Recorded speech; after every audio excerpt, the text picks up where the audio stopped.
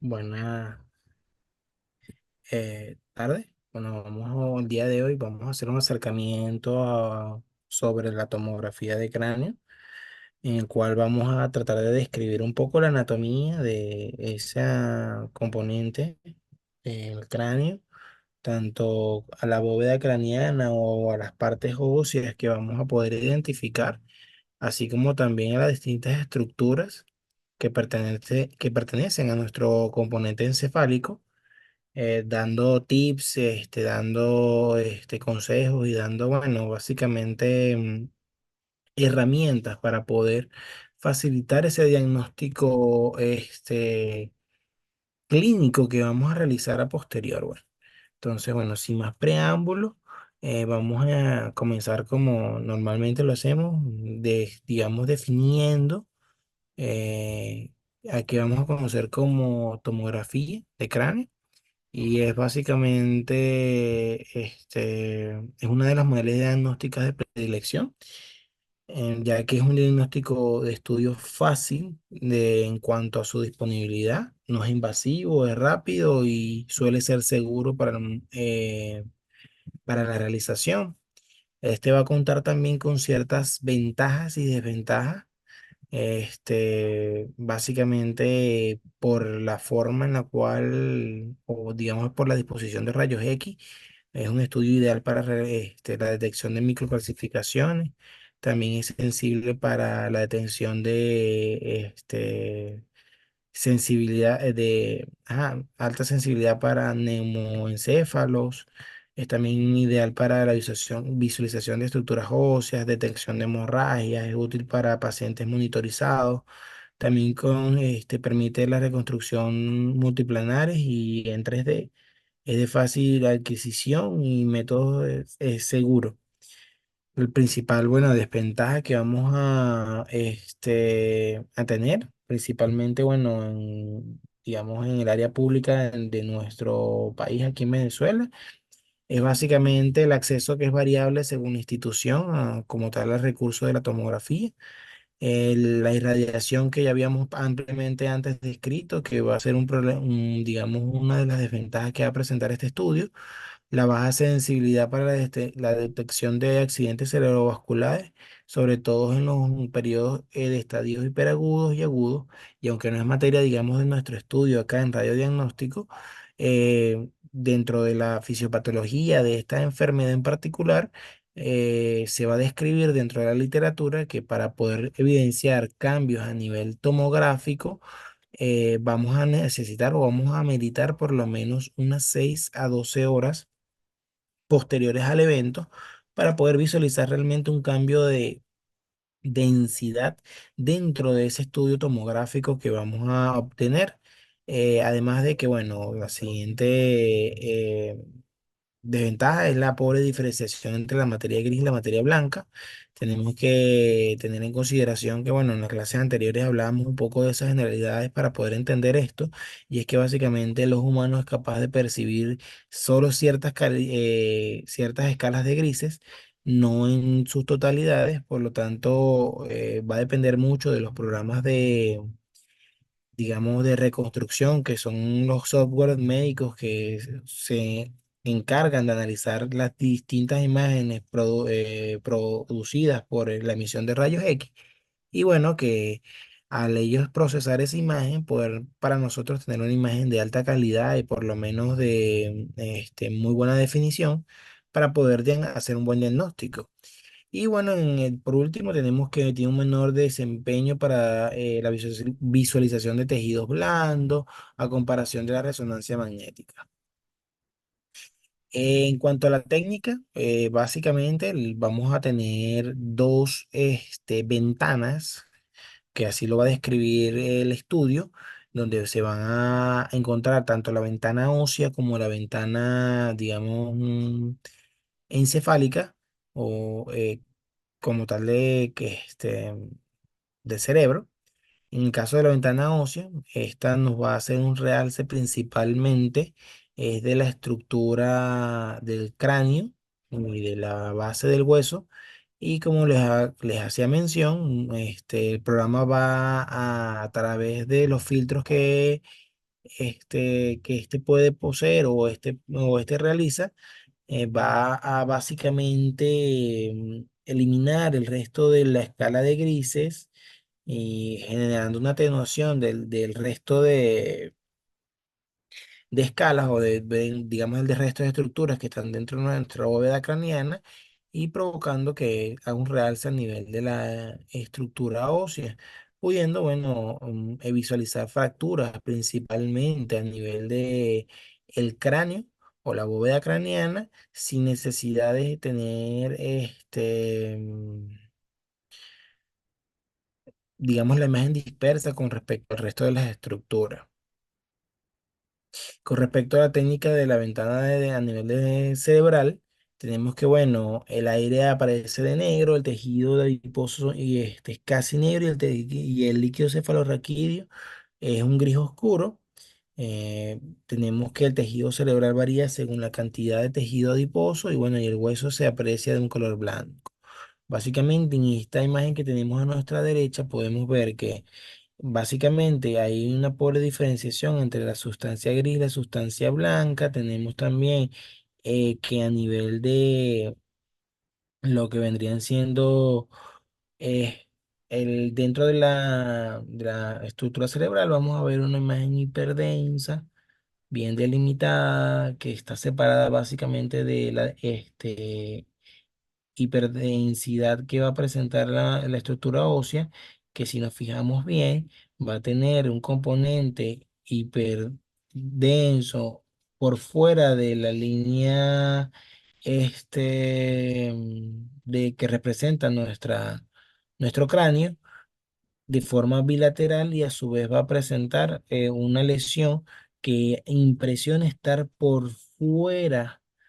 del tejido encefálico y haciendo o ejerciendo un efecto de masa o compresión sobre el mismo, ¿verdad? Muy probablemente más adelante cuando describamos la parte patológica vamos a ver que este tipo de imagen puede estar en relación de un hematoma subdural, es decir, digamos que está por fuera o no está en contacto directo con la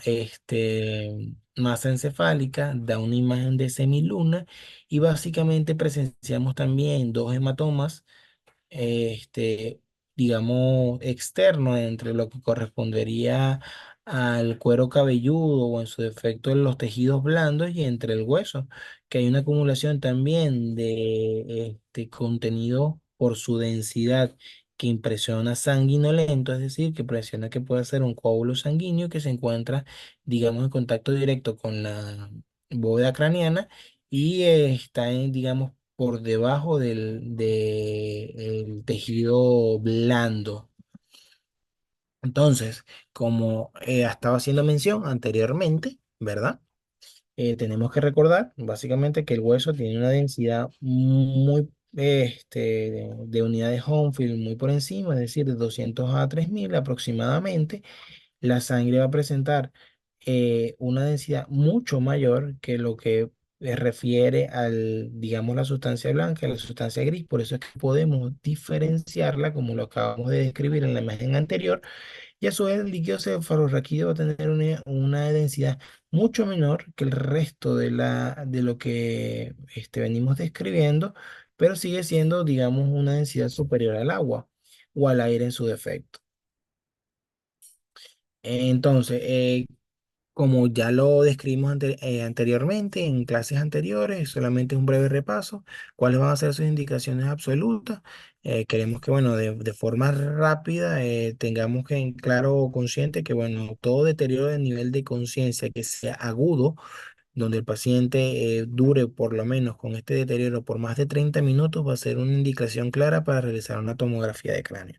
La presencia o la sospecha de tumores a nivel cerebral también es una indicación. Signos clínicos del paciente está presentando edema cerebral son indicaciones. Y en cuanto a las neuroinfecciones, también son indicaciones de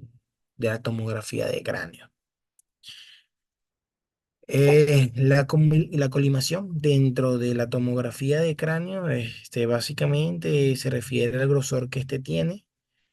Lo que normalmente es una colimación estándar es aproximadamente de 2,5 milímetros. Tenemos que recordar que, bueno, la graduación de esto va a depender netamente del operador y de la calidad o digamos, el equipo en el cual esté funcionando. Aquí, bueno, eh, aquí vemos por lo menos los ventrículos que se encuentran con esa densidad que es hipodensa, es decir, con un tono mucho más oscuro con respecto a la masa encefálica, que en su defecto la vemos que tiene una densidad mayor, vemos la diferenciación entre la sustancia blanca y la sustancia gris, que sí es una pobre diferenciación, pero es bastante visible. Vemos la densidad de la bóveda craneana y vemos que, bueno, la densidad de líquido cefalorraquídeo y la presencia del mismo, bueno, es una densidad aún menor que el resto, pero sigue estando dentro o entrando dentro de la escala de grises. Vemos a nuestra derecha con otra, digamos, atenuación, imágenes iguales donde vemos nuestro ventrículo, tanto derecho e izquierdo, con sus astas anteriores y bueno, la asta posterior aquí que comienza a aparecer, ¿verdad? Y bueno, vemos en este paciente en particular, vemos la degeneración cortical que este tiene. Bueno, más adelante en la clase siguiente vamos a ahondar un poco más en ello, pero ¿por qué hago referencia a la degeneración cortical? Es porque, bueno, básicamente hay pérdida de los surcos que normalmente deberían haber a nivel de el cerebro o la masa encefálica y hay agrandamiento en el espacio entre la masa encefálica y el contacto con este, la bóveda craneana. Y este espacio está siendo ocupado por presencia de líquido cefalorraquídeo, o por lo menos es lo que se supone, ¿no? Que ahí en este espacio virtual que se está generando por la degeneración que está teniendo a nivel cortical esta masa encefálica. Entonces, ¿qué planos vamos a tener? Básicamente, como ya lo habíamos descrito, el plano axial, este, sagital y coronal, donde principalmente vamos a hacer referencia a los planos axiales, porque bueno, en el caso de la tomografía de cráneo, es el primer corte que debe ser evaluado en vista de que da un panorama amplio de la estructura y como vemos en la imagen, como hace referencia, los planos, digamos, o las imágenes que nos va dando el estudio representan distintos planos y, digamos, peldaños dentro de la estructura encefálica, donde vamos a irnos desde, digamos, la base del cráneo hasta la superficie o la parte más apical de esta estructura. Y bueno, y vamos a ver los distintos cambios que este presenta, ya por la presencia de los ventrículos, como vemos allí, la presencia, bueno, del cerebelo, el lóbulo temporal, los lóbulo occipital, los parietales y el frontal, que bueno, además del polígono de Willis, los ventrículos, el tercer ventrículo y todas las estructuras que, bueno, nuestra masa encefálica va a poseer y que, bueno, vamos a tratar de identificar dentro de nuestra tomografía de cráneo. Entonces, o en qué vamos a hacer referencia? Bueno, la densidad normal.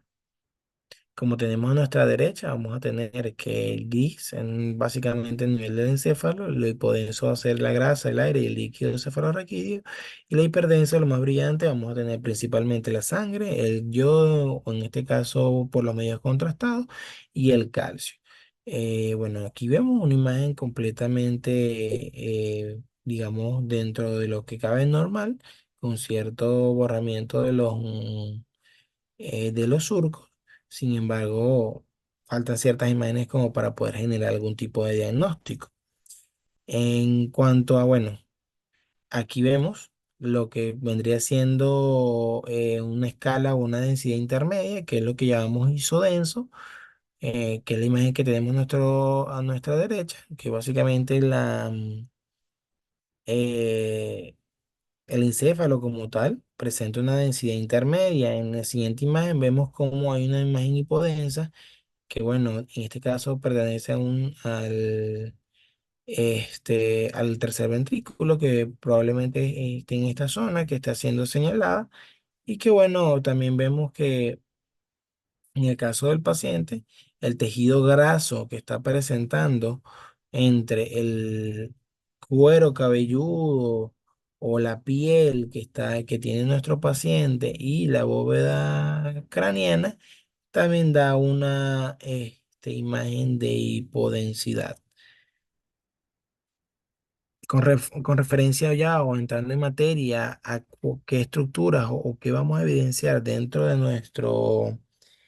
estudio tomográfico, vamos a ver que, bueno, las estructuras que principalmente vamos a visualizar va a ir de caudal a cefálico, es decir, de la parte más baja a la parte superior. Por lo tanto, principalmente lo que vamos a encontrar va a ser la base del cráneo o el piso realmente donde va a reposar la masa encefálica.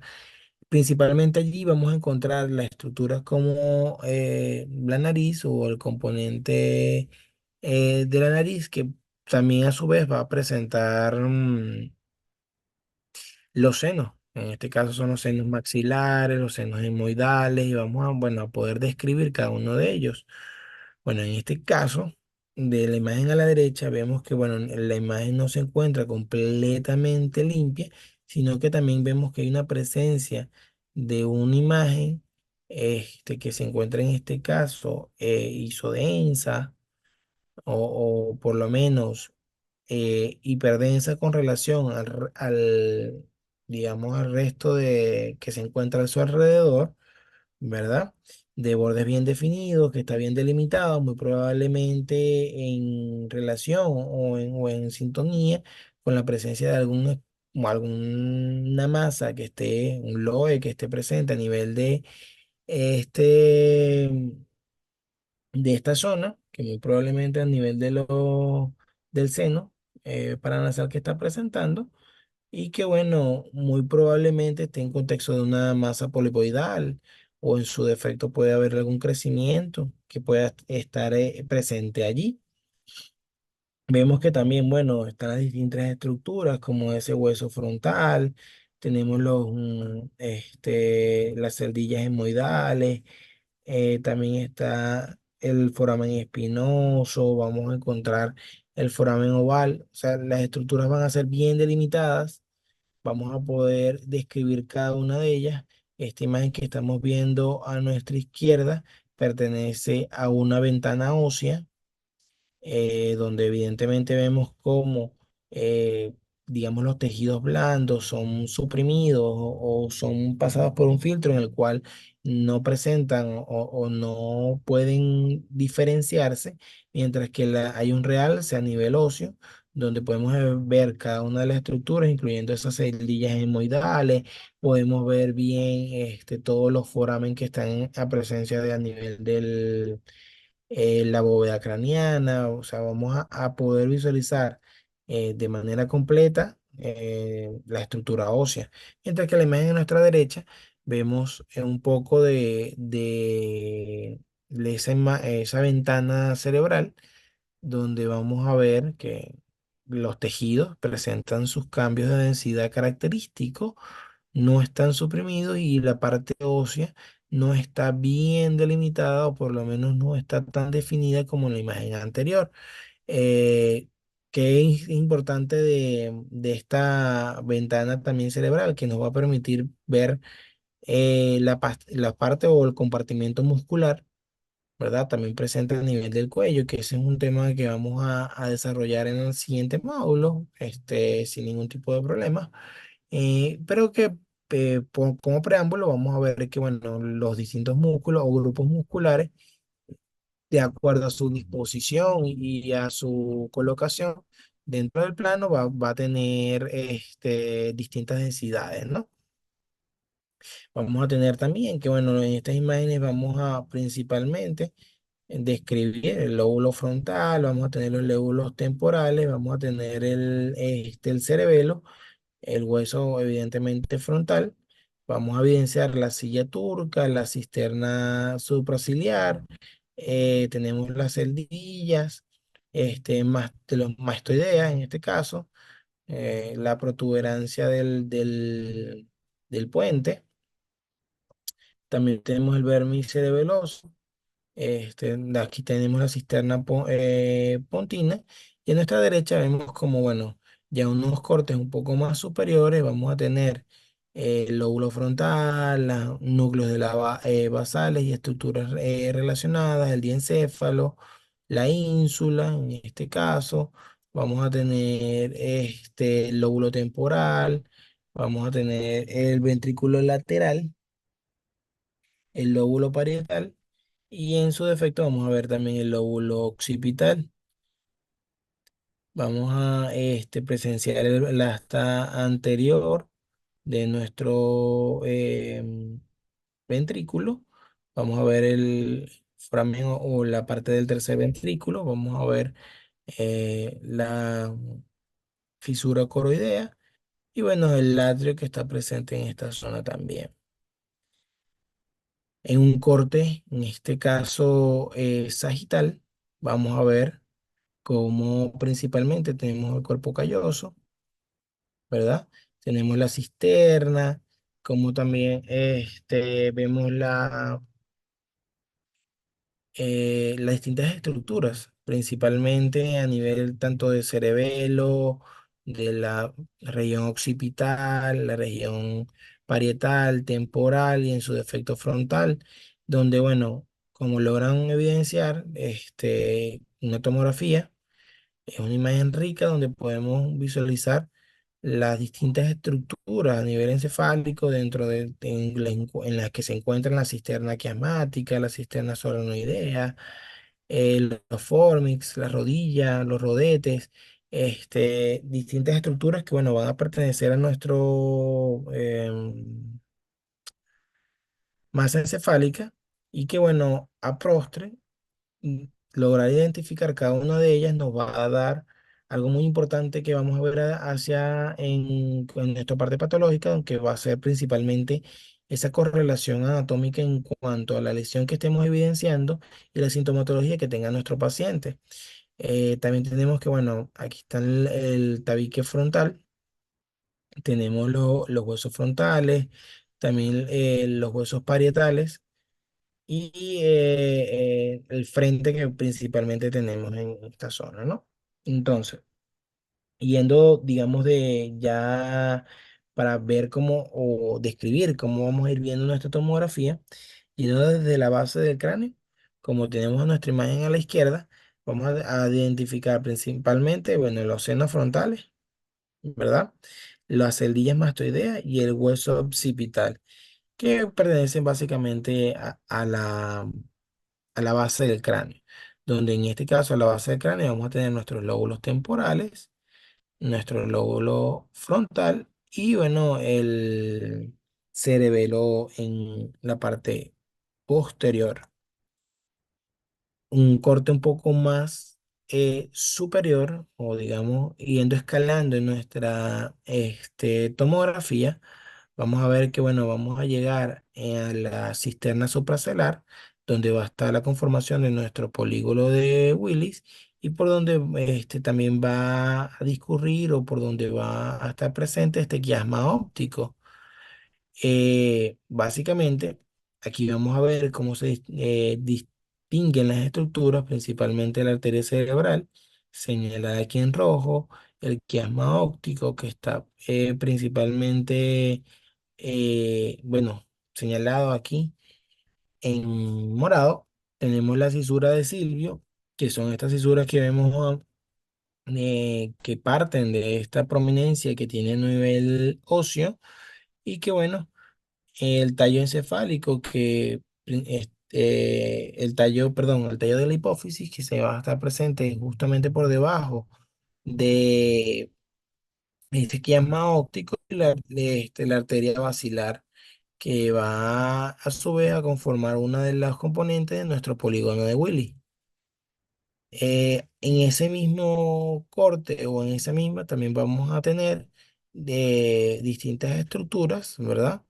Que son ese cuerpo temporal del ventrículo lateral. Tenemos el puente, el cuarto ventrículo y tenemos el cerebelo en su defecto que, bueno, podemos identificar. En cuanto a un corte un poco más superior, vamos a ver que va a comenzar a aparecer la hoz cerebral o la hoz del cerebro.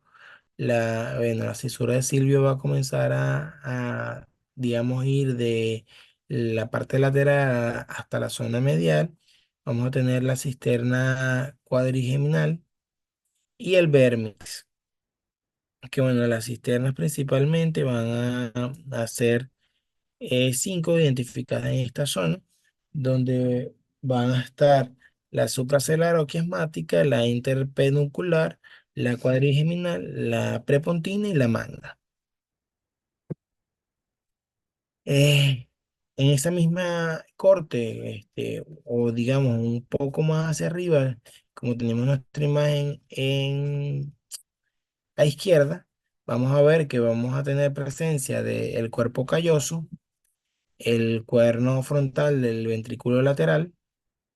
la aparición del tercer ventrículo, nuestro lóbulo frontal y nuestro lóbulo parietal.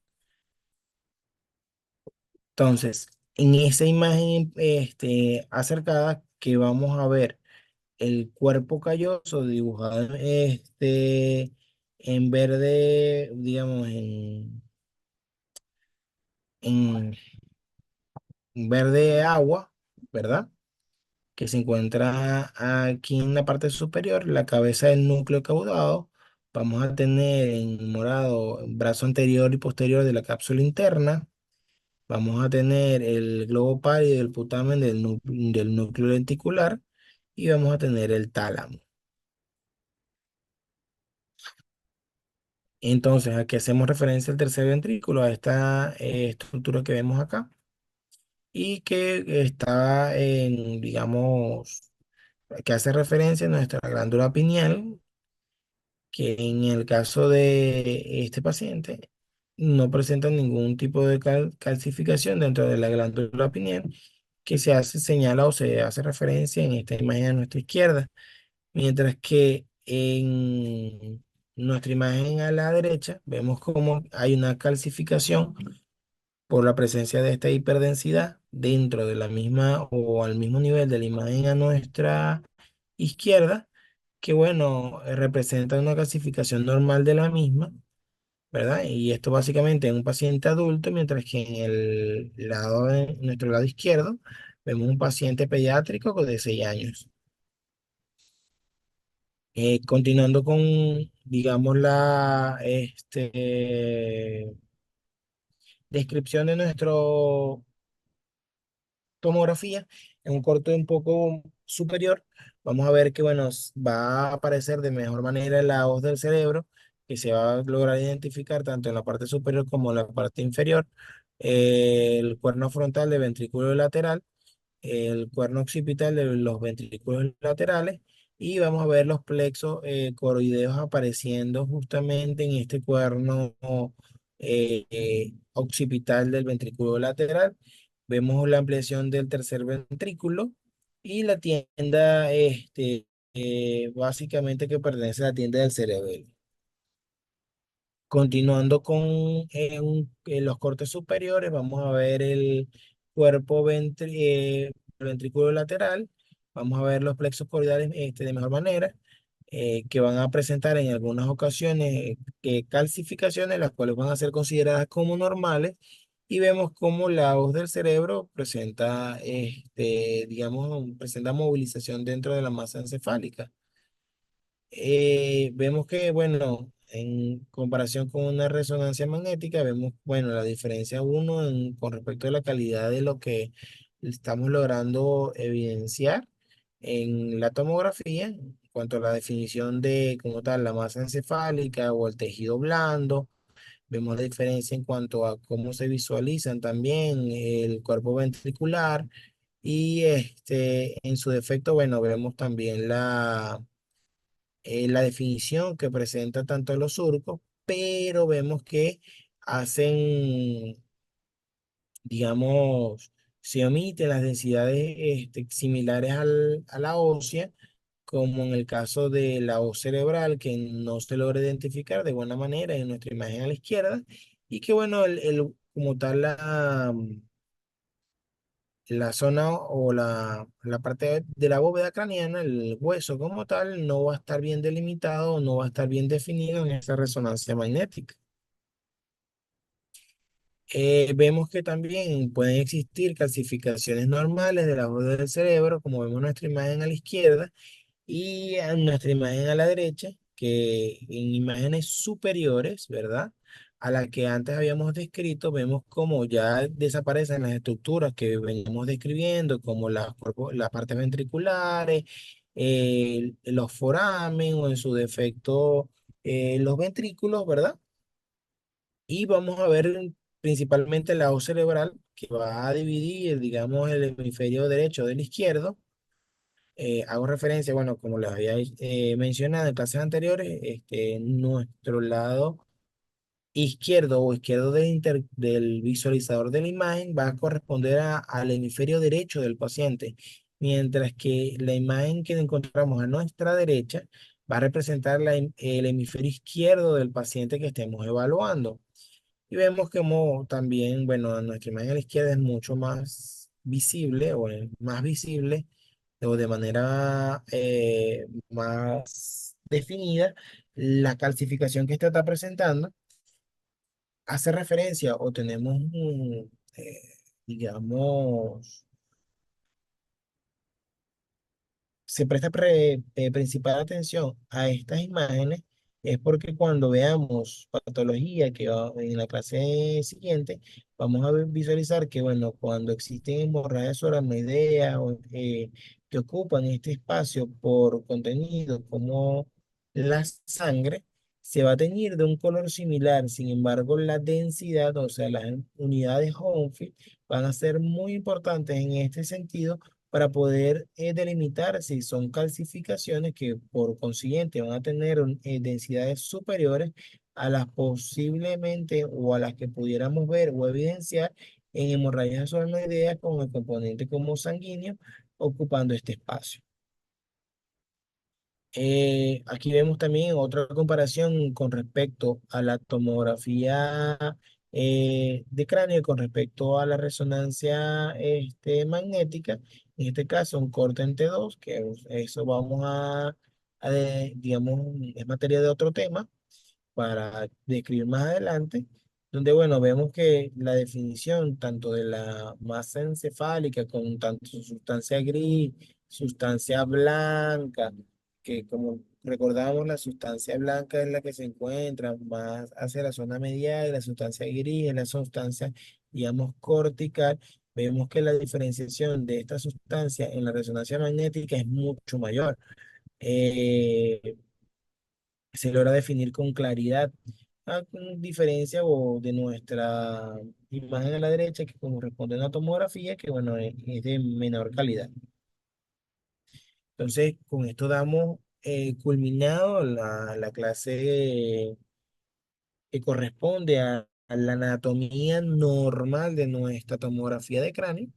ya entrando digamos, ahondar un poco más para el día de mañana con respecto a las tomografías de cráneo patológicas o las patologías que vamos a poder diagnosticar con nuestra tomografía. Muchas gracias.